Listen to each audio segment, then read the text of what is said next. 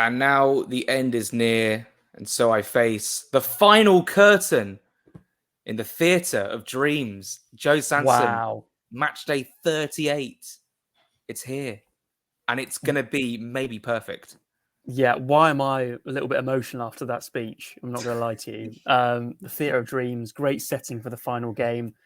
It's a shame that there's nothing really riding on it in terms of Europe or anything like that. But at the same time, we can just enjoy a trip to one of the top six, hopefully pull off a shock, get some revenge, which I'm sure we'll talk about in a second, and just revel in the fact that we have finished 10th in the Premier League. And imagine if you told that to us at the...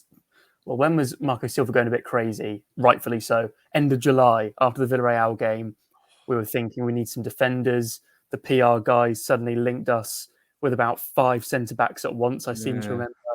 And it was all just looking a bit bleak. And then from the very next week, and we'll do a full run-through of the season in our next video, that game against Liverpool, we've never really looked back. And I think that is why our season's been a bit overlooked by neutrals, I think, because we've been doing so well for so long now.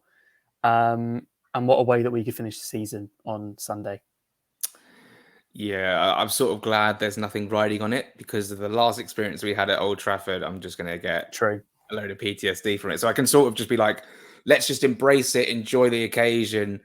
I might be dressing up for it as well. There is some costumes that that have been banded around, and perhaps, but I also still haven't booked my train yet for Manchester. I need to get on that now and buy a new rail card. But anyway, let's get on with the video.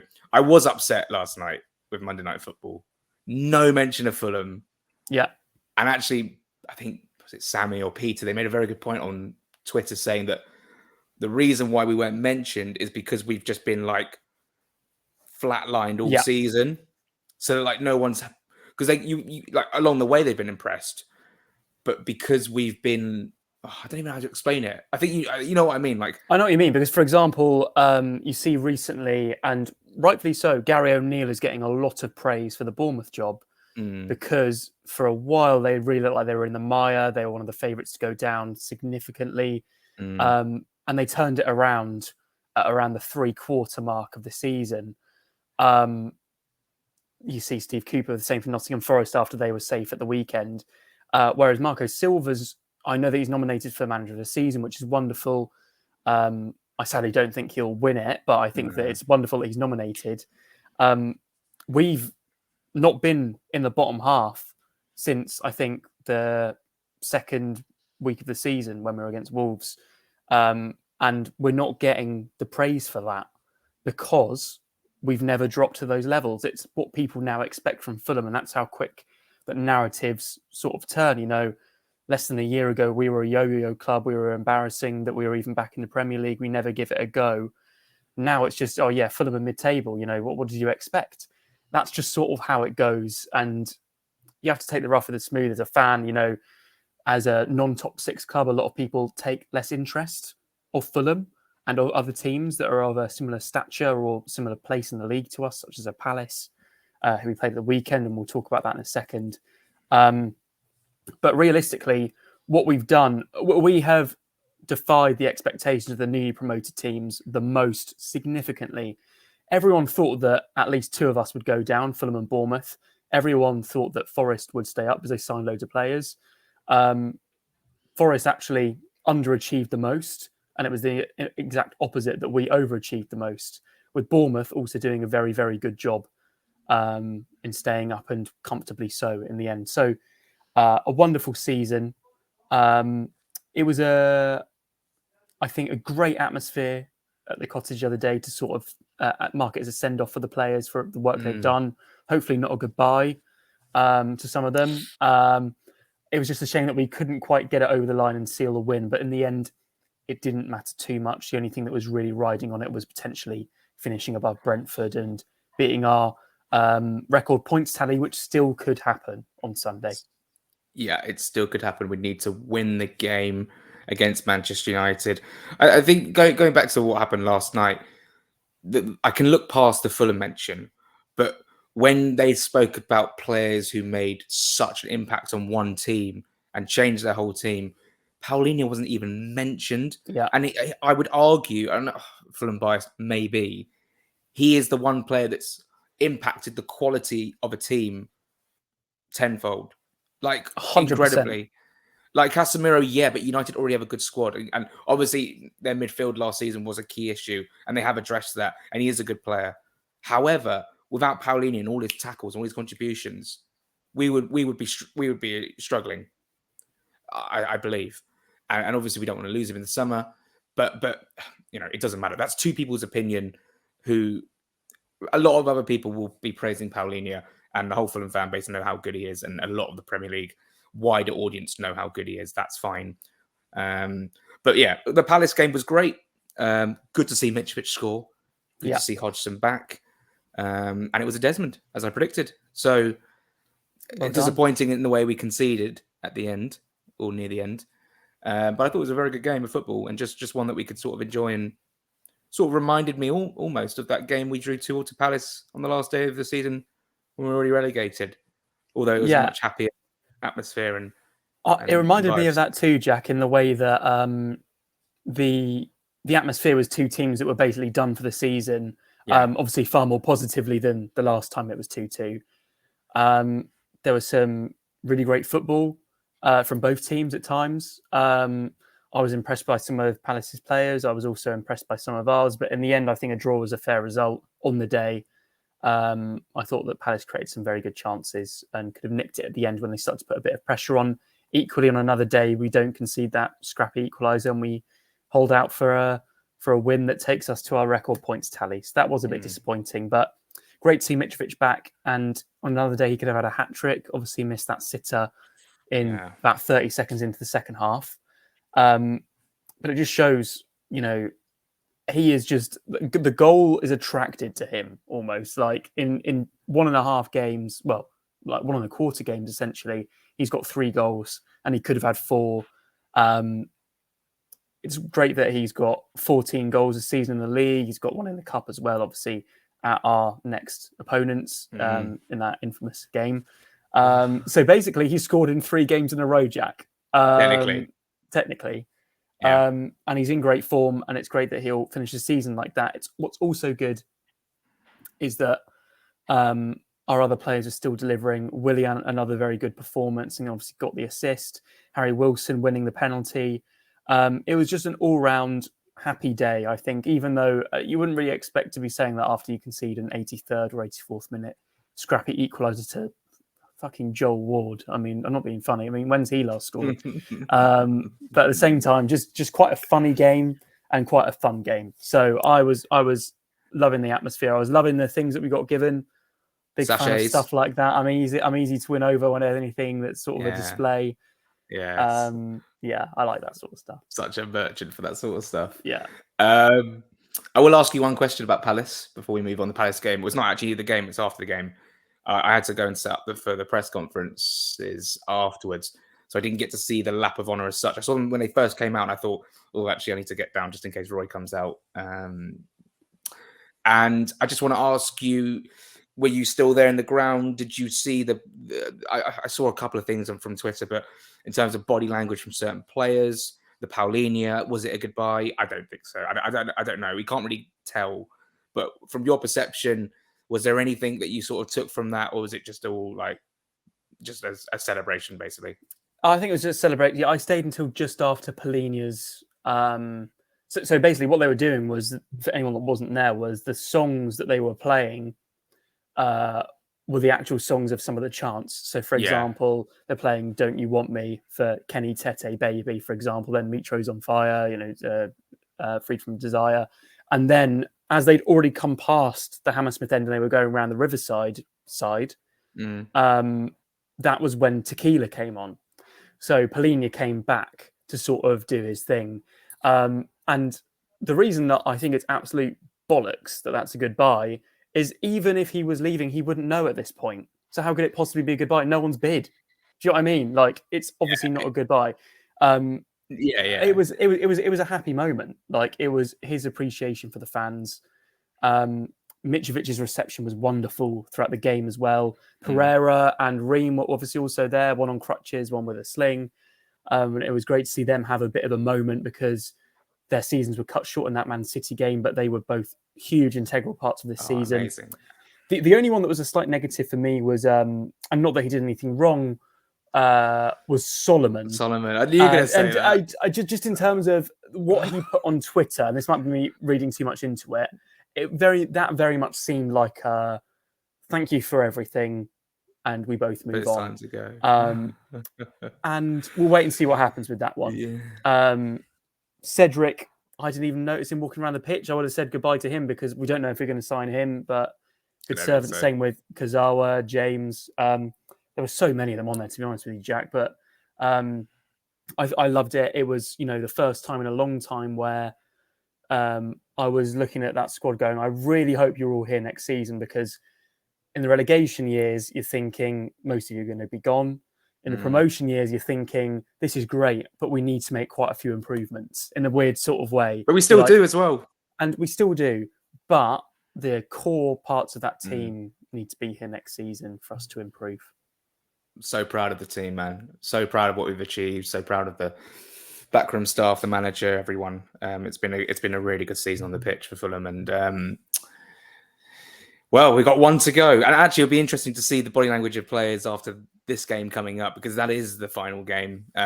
Maybe I won't read too much into it. Maybe I won't even remember, because I'll be having lots of cocktails on Sunday, because Manchester United away is famous for its cheap bars, if you know the places to go. Joe, Manchester United, I mean, I think they've qualified for Champions League now. They've all but done it. They'll want to finish on a high ahead of the final. Ahead of the final, of course, they might rest players. But, I mean, there's like 6 days in between it. I'm not too sure if they will or not. What about Fulham team? Who would you play for the final game, and a score prediction? Yeah, I hope that United rest a few people. Rashford's back in training, apparently. He was obviously missing for their game, Bournemouth. They do play Chelsea before we go there. They do, you're right, yeah. So if they pick up anything against Chelsea, which, let's face it, they should pick up something, who we're finishing above, by the way. I know. Hallelujah. We need to mention that. Wonderful news. Yeah. If they pick up anything, they've qualified for the Champions League in either game, but obviously they play Chelsea first. In terms of the Fulham team, I'm thinking, what would I change from the weekend? And to be honest, I can't really think of anything that I would. There's players that I would like to see get minutes off the bench. For example, it would be great to see Luke Harris get some minutes. I still stand by that. I would love to see Cabano, because Cabano is out of contract, and I'm very scared that we've seen the last of him. I really hope not. But I would love to see him get some football. There's also the loan players. I don't know if we'll see Cedric, but we probably will see Solomon play some sort of part, like he did at the weekend when he came on with about 10 minutes left. So yeah, I think the starting 11 for me would be exactly the same as the one that lined up against Crystal Palace. Yeah, unchanged, I think. Will we even see Dan James for the rest of the season? Good point. That's another player. Duffy as well. Duffy, I mean, Duffy's had a season where he's just played the smallest of parts in it, but managed to become some sort of cult hero amongst some of the Fulham fan base. Whatever we put out on Sunday, I'm sure we'll give it a right good go, and I think we'll have chances. I think we'll give them a good game, and I maybe think we can get something from the game. I mean, we went to Old Trafford on the last away game of the season in lockdown. We drew 1-1. Joe Bryan scored. Yeah. And of course, Joe Bryan is a player who I think is almost definitely going to leave this season, going back to Bristol City, which, by the way, I could have predicted that 2 years ago. Joe Bryan is destined to go back to Bristol City. There's no other club for him. He's championship quality, and he played there. It just suits it. The story's right. I get it. So good luck to him if that happens. Also, in terms of the team, unchanged. I'd like to see Sasha Lukic get another run out. I just don't know. I haven't seen enough of him. Yeah, it's a weird one with him, isn't it? It's almost like he's not here. He's not. In my eyes, he doesn't feel like a Fulham player. He doesn't feel part of the fabric. I know that he came in January, but normally I'd say that Manuel Solomon's more part of the fabric than Sasha Lukic. It's a player we don't talk about, a player we don't see often. But every time I have seen him, I've been fairly okay with him. Like, he's a good player. But obviously, because of Pereira's form and Harrison Reed's form and Paulinho's form this season, he hasn't really got much of a look in. And obviously, TC starting Premier League games, he's been wonderful for us in the last few games. So, yeah, just a weird one. I think we've got an interesting summer coming up. Yeah, it wouldn't even surprise me, and it sounds a bit out there, if Lukic wasn't even here next season. I'm sure that probably won't be the case, but does he fit? I don't know where he fits. Is he okay coming off the bench? Maybe it's something we need to ponder this summer about Sasha Lukic. I obviously want to keep him. I think he's a good player. There's a player in there. However, like, it just feels I've never been so like detached from an actual Fulham player.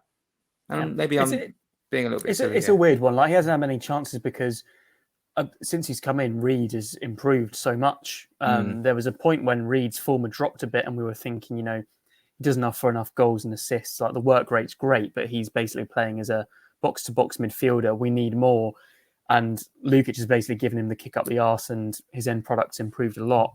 I've been impressed when Lukic has played, but there's been nothing out of the ordinary. So I just hope he does get more minutes. I think the pre-season will help, and obviously he's adapting to the pace of the Premier League compared to Serie A is just complete night and day.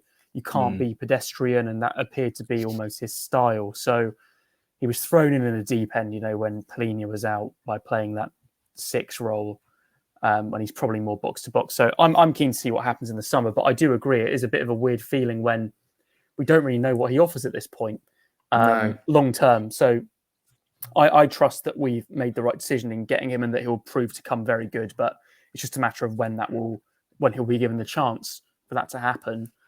In terms of a score prediction, Jack, I'm not too sure what to expect with this one.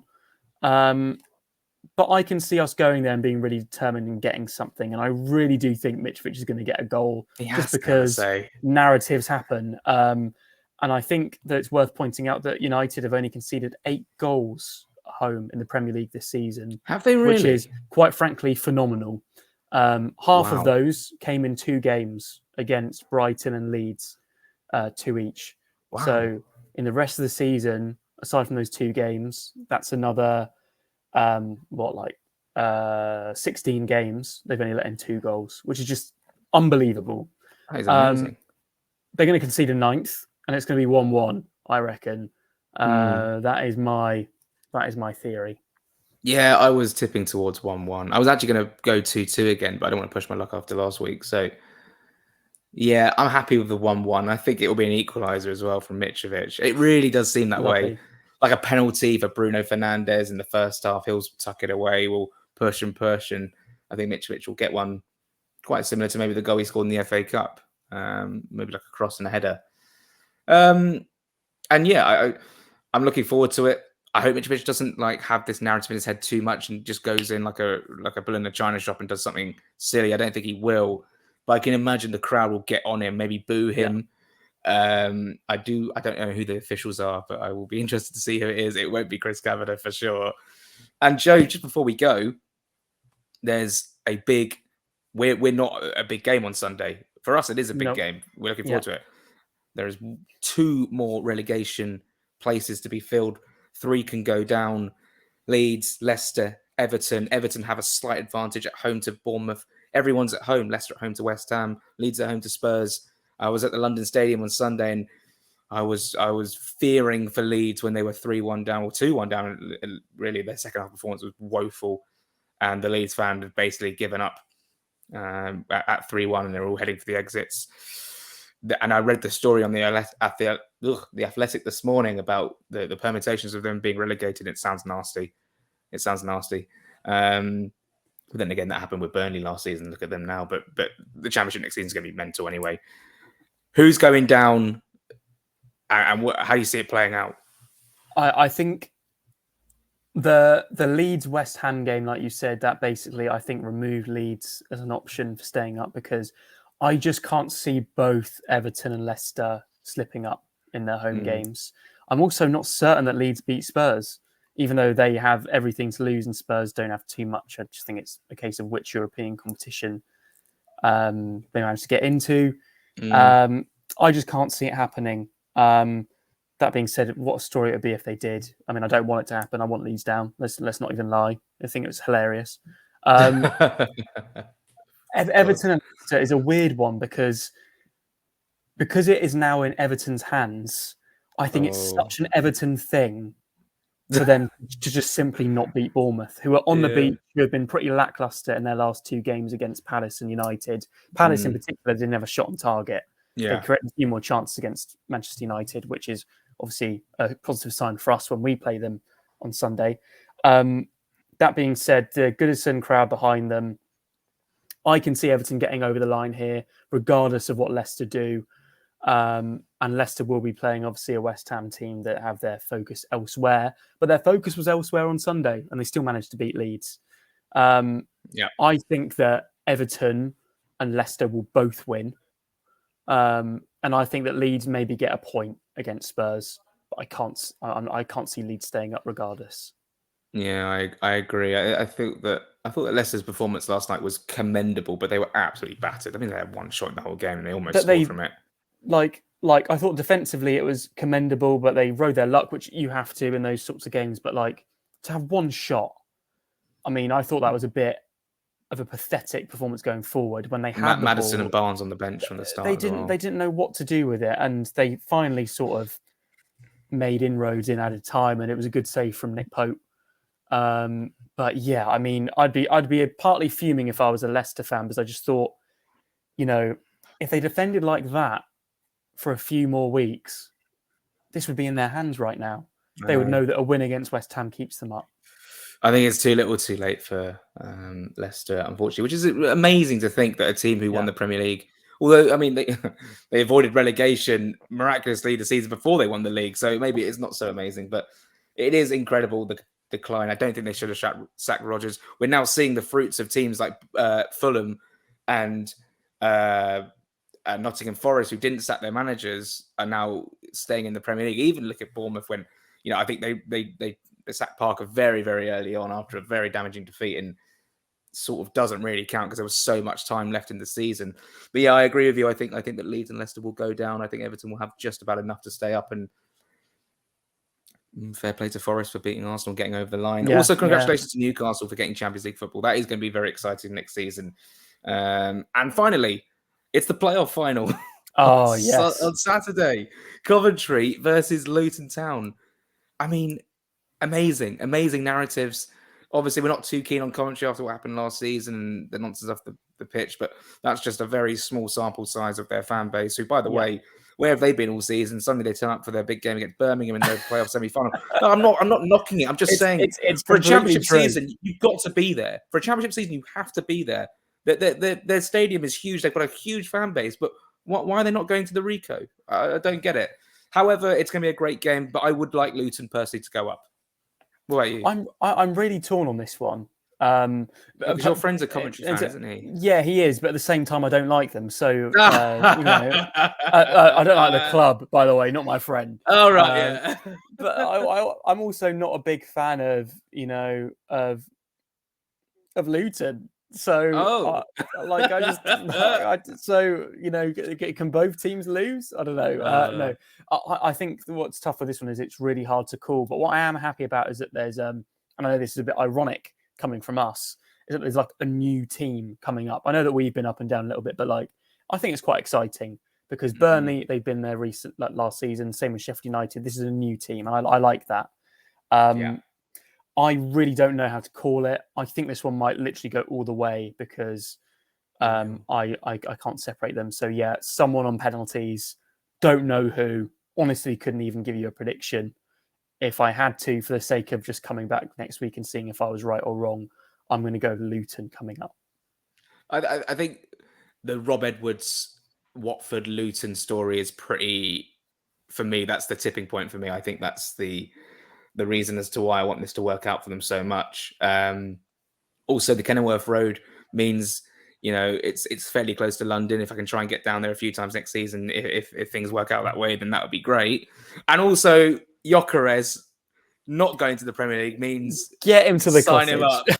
Him up. We were linked with a couple of players in the last few days. Ola Ainias again coming to the surface again.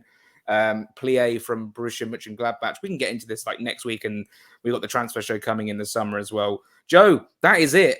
for 38 games. Well, we can say that on Sunday evening, but for the Jack and Joe show for previews, it's done. Our work is done. How are you feeling? I'm feeling weird. I need to quickly predict a 1-1 draw in August, I reckon, and just get back to things.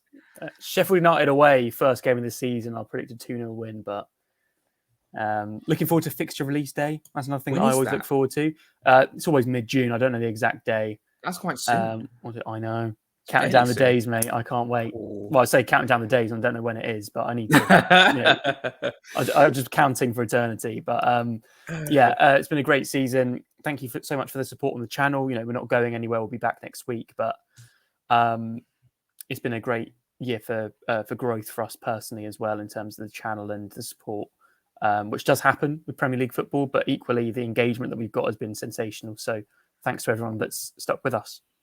Yeah, we also feel like we could maybe reach a wider audience, especially during the summer. I think people love transfer activity. It doesn't matter which club it is. So share with your friends, regardless of who they support, because we're going to be here every week in the summer talking about all the transfer dealings, ins, outs, shake it all about. It's going to be very, very fun. And City have done it. Liverpool have done it with their new shirts. When will Fulham get their new shirt? I still need to get my hands on this season's shirt for someone who usually was so on it. I'm waiting for the sales, basically. But yeah, thanks so much, Joe. Thanks so much, Joe, for being here. Been a pleasure, Jack. Thanks everyone for watching. Guys, the support's been fantastic. We've had the best season I think I've ever experienced. I think maybe you've ever experienced. Yeah, loved it. It can only get worse or better from here. We will find out in the summer. But yeah, I mean, actually, even going back, I was in that room when he did the press conference against Villarreal, and where we are now, I would have never ever predicted it, seen it coming. In fact, I was so sad on the way home, I bought myself a Kokoro to cheer myself up because I thought it was going to be doom and gloom season. What'd you get? Katsu curry? I got, no, it wasn't actually. It was the sushi box with the fried chicken, the katsu chicken. Oh, sensational. Oh, I'm craving that now. I'm going to have to go tomorrow. Right. Thanks so much for watching, and come on, Fulham.